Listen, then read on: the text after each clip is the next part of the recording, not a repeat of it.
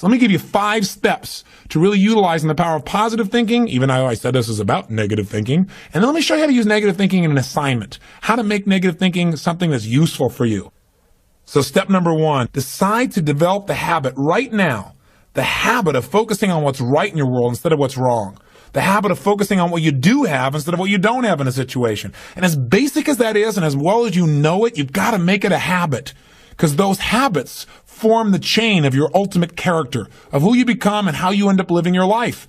We've got to condition ourselves, because if we don't, we'll go back to the automatic state that most people live in today's society. The way to develop the habit is to go on a mental diet. I did this several years ago. As positive as I was going through unbelievable pain at the time. I'd had some major disappointments, some frustrations. I felt like I'd given it all. But what turned me around is one day I picked up this book called The 7-Day Mental Diet. It was a little tiny little booklet. And all the booklet really did was, for about 12 of the 14 pages, it challenged me to really see if I could really truly, for 7 days, live my life without one negative thought. And it kept saying throughout the book, now don't just say, yeah, I can do it, and don't just say, I'm going to do it. Think for a while before you commit to this. Don't actually commit unless you're really going to do it for 7 straight days, no matter what. It doesn't mean you don't have a negative thought. It just means that if you have a negative thought, you don't speak it. You set it aside. You forget about it. Or you replace it. If you say something negative, you go erase. What I really mean is this. Or you say, that's not what I mean. Here's what I mean is this. And you immediately focus on something good. It's not that nothing negative ever comes out. It's that you immediately do not allow yourself to hold a negative feeling, a negative thought for 7 straight days, day and night, even when it gets tough.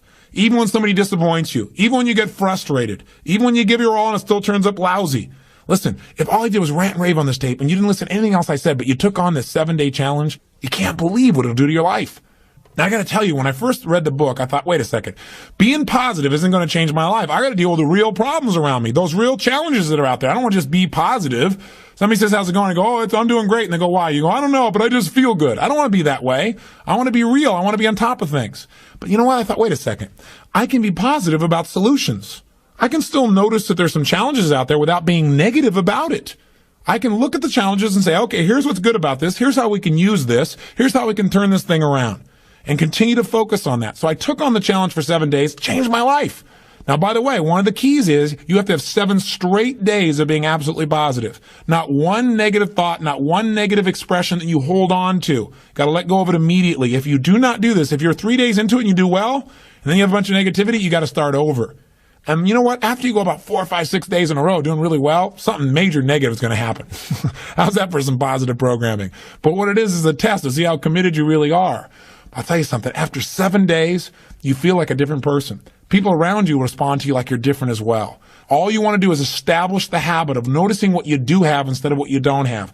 Noticing what's great about a situation versus what's not great. Focusing on solution instead of problems. That's what changes your life. Here's key number 2. Instead of judging yourself and others, decide, remember these are decisions, decide right now to become curious instead of judgmental. But remember, when you find fault in other people, when you start noticing constantly how they've wronged you, how this person is not good enough, or they're too egotistical, they're too proud, or they don't really care about people, as soon as you start judging other people, you just got to remember something. If you start judging other people, you're going to also start judging yourself intensely. If you're angry at other people, there's a very good chance you're angry at yourself as well. Maybe you need to perceive more and judge less. Maybe instead of finding fault with other people, without really thinking about what they've gone through to be where they are this day, maybe we can get really curious about what's making this person be in the state they're in, or what's the motivation behind this person's anger. For example, a lot of times we think somebody's being negative or angry or we're frustrated with them, but we never bother to find out what's really going on.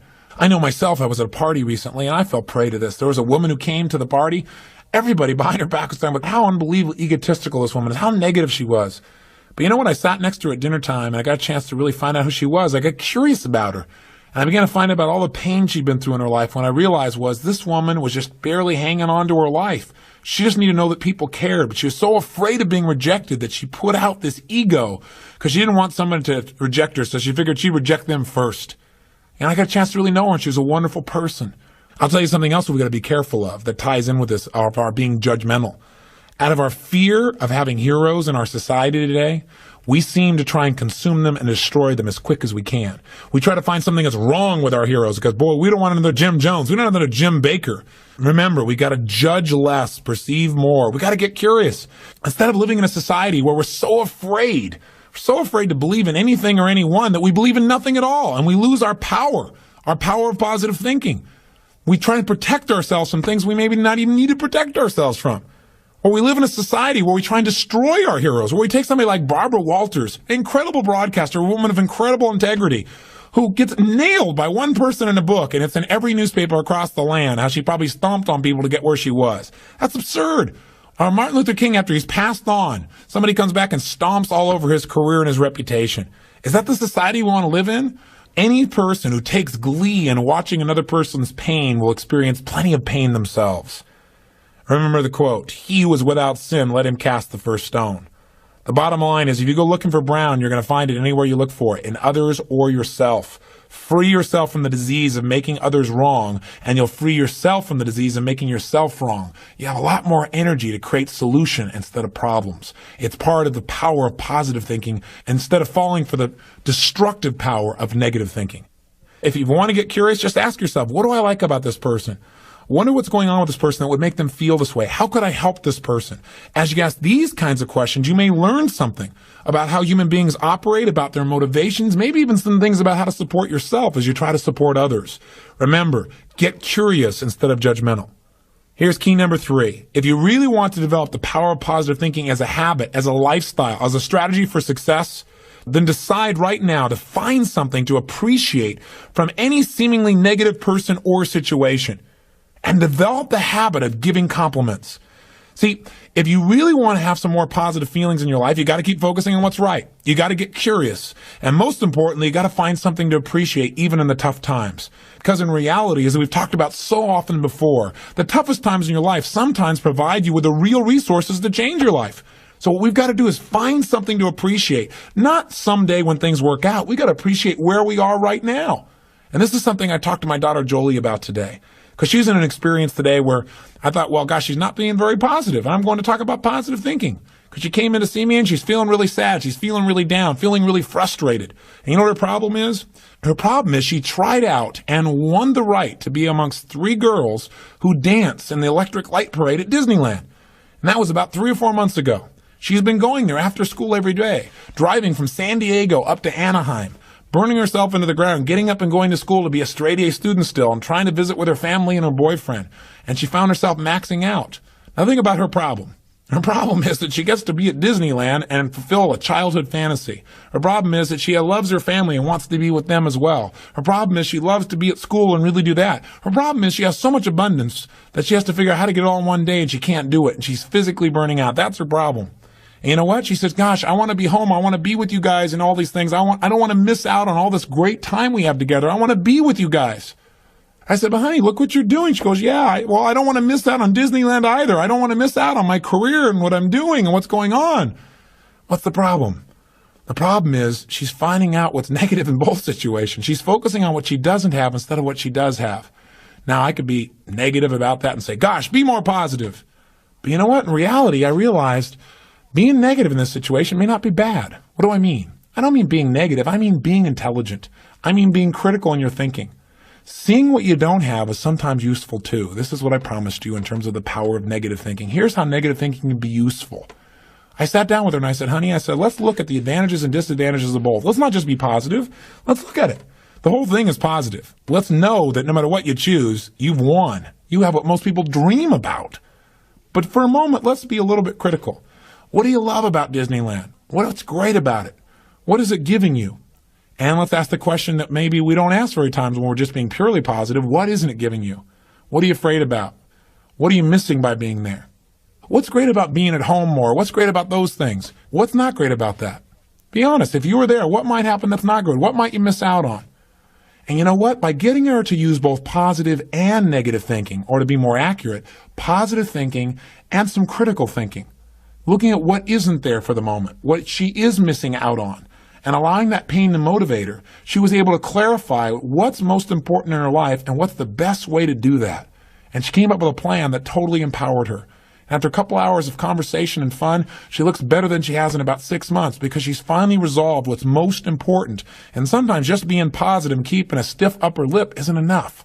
Sometimes you got to stop and say, I am positive. I'm going to approach this from a positive way. I'm going to stay in a positive state.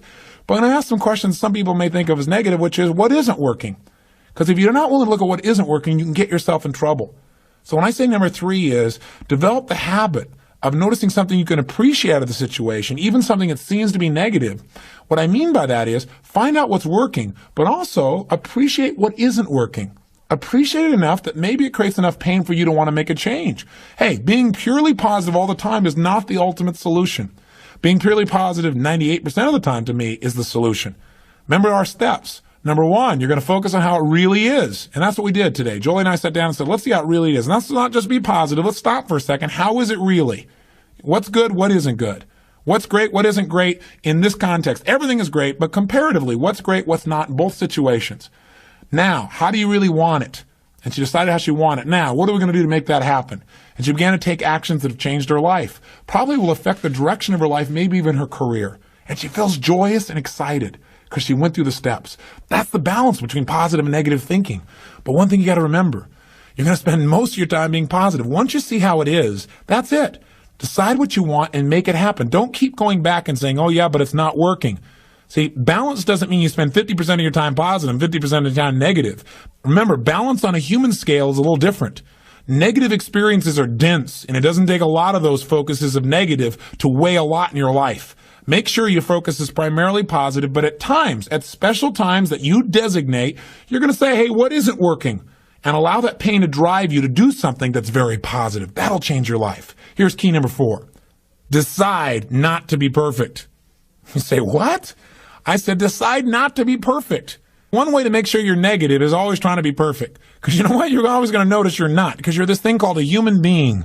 When I talk to my daughter, Jolie, this girl works so hard to be perfect. Everybody seems to love her. She's a straight A student. She wants to be the very best at school. She wants to be the very best at home. She wants to be the very best at Disney. She wants to be the best at everything.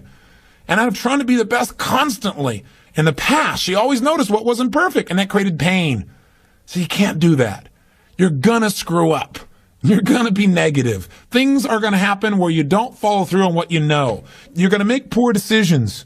You're going to say things you shouldn't say, do things you shouldn't do, mess up like you shouldn't mess up. But you know what? When that happens, instead of being negative and beating yourself up and saying, boy, here's another example of me sabotaging myself, decide what you do want. And say, you know, I'm not perfect, but I am good. And what makes me good and what makes me great and what can make me excellent is as soon as I notice I'm not on track, I correct it and I get better. Your goal each day is to get better, not to be perfect. And that's all anyone can ask of you. If every day you really try and contribute more, be more, and do more than you were slightly the day before, that's all anybody can ask. And if you know you're going to screw up and you don't make it a catastrophe, it's easier to bounce right back up. See, the only way you fail is if you quit.